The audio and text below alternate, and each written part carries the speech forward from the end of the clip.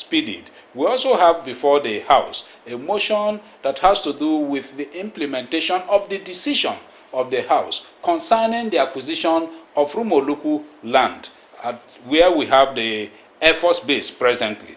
That issue got to my knowledge through the community, the Rumoluku community in Rumomasi, and I brought it before the House. The motion is still pending on the floor of the House. But I can also tell us clearly that whilst that motion is still there, the Nigerian Air Force has made progress. It has taken a further step, a proactive step, by inviting the people and agreeing to sort out the problem and cede part of the land back to the original owners. With over 15 bills to his name in just a year, Honorable Chinda has found his voice on the floor of the House of Representatives. Today, as we speak, over 15 bills. Some of them are at the committee stage, some are yet to be listed.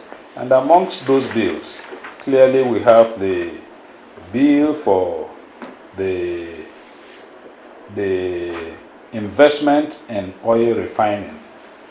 This bill seeks to make it compulsory for oil exploration companies, that is, those companies that are operating in the upstream sector, to invest in refining of a greater quantity of the crude locally. That way, we are sure that we will not only increase the revenue base of this country, we will not only make it a thing of the past, the whole issue of oil subsidy, but we will also generate employment for our local population.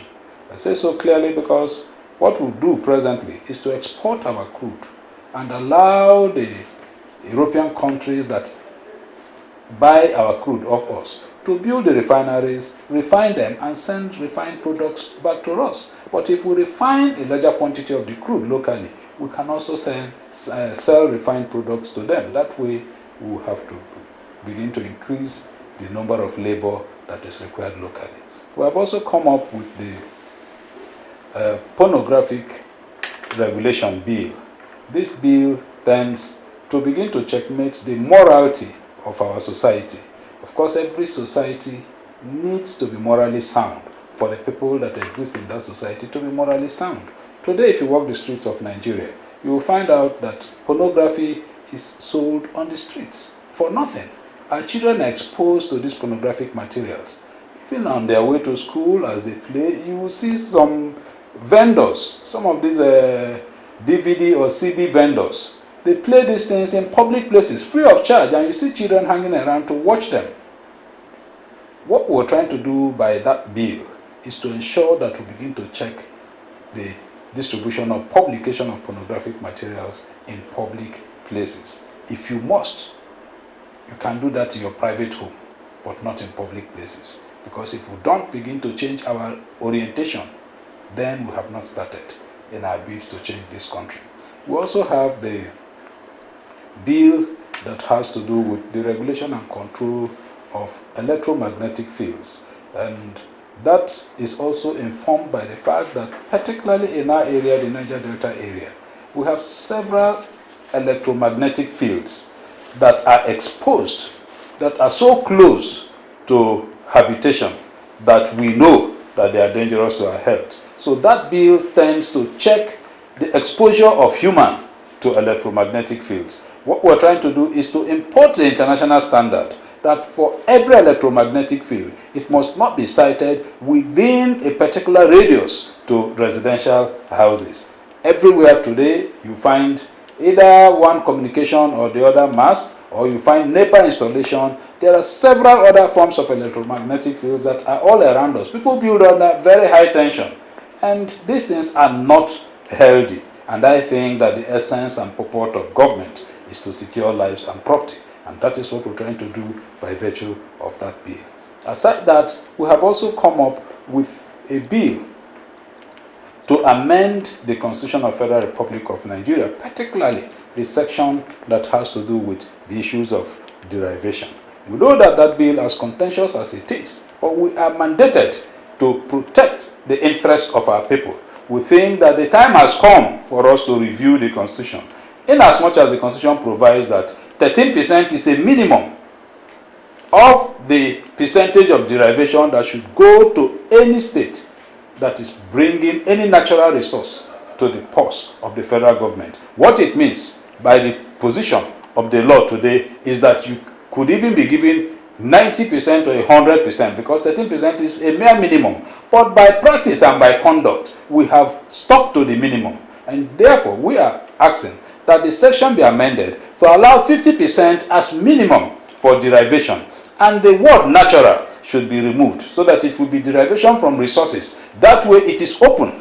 Any state could benefit from it. Now, a state like Lagos State, where you have so much money coming in from tax, what it means is that 50% of the tax that is generated by that state will be plunged back for development of the state, to ensure that infrastructure is being improved for those companies or those corporate bodies that are paying the tax to them. And we think that all we need to do is to campaign and enlighten the Nigerian public to ensure that they support that bill. Aside that, we have also proposed a bill on the issues of recall of a member of the legislative arm. Yes, recall is in our laws, but the law on recall is as moribund as the law on bigamy. Nobody has ever bothered to try out that law. We have come up with specific bill on recall procedure so that any member that is not performing, any member that is not representing his people the way he ought to, the people will have a right to commence a simple process for recall. I think that that bill will make all of us to begin to sit up and perhaps perform better and put in our best whenever we are called upon. We have also suggested an amendment to the Legislative Privileges Act. Presently, the Legislative Privileges Act appears to have given so much powers and protection to the legislative arm, particularly at the national level. The state houses of assembly and the local government legislative arm are not captured. So we are proposing an amendment to also allow the state houses of assembly and the local government legislative arm to enjoy the same privileges, the same protection that inure to members of National Assembly. And we have gone further to also add punishment, reprimand for members of National Assembly, things like criminal prosecution. We have amended that law, asking that once a member of National Assembly is being prosecuted in a court of law, that prosecution should be given accelerated hearing because he should stand suspended from the House pending the outcome of that trial. Yes, people will argue that in our laws, you are deemed innocent until you are found guilty. But considering the fact that you are a honorable member, you are elected to a high position, I think that the onus should shift a little bit on you to prove the fact that you hold that position of trust for the people of Nigeria.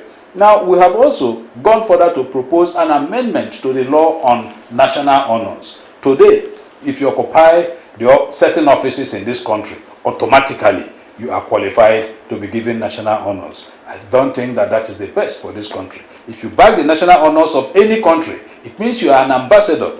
You are one that should be looked upon as an ideal Nigerian. And so whatever you do, of course you are you're trying to project the image of this country. And so our best should be given national honors. We are amending it to say that it should not be based on offices. It should be based on the capability, performance, and contribution of the individual. And again, to also allow the country the powers to withdraw such national honors where you are found wanting. Today, if you are given a national honor, even if you are convicted, there is no provision in the law to deny you or strip you of that honor.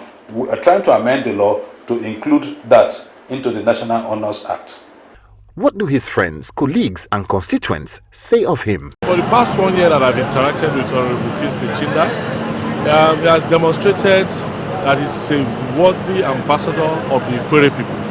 He has demonstrated severally that he's there to represent them in the manner which a true representative of people should be. I've had cause to be in a couple of committees with him, and he has demonstrated that he's a pan-Nigerian. He's all over the place. He has a national reach, and I think God has done it for the Ikwere people. Honorable Kingsley Chinda, right from being a commissioner for environment, he's a man of the people. He's a youth, and of course he's growing into a manhood. And in the assembly, as we talk now, his assessment is within us to know that he's a good person. With this sterling performance just in a year, is it little wondered that he was chosen by his people? God bless Obiakpo Federal Constituency. God bless River State. God bless the Federal Republic of Nigeria.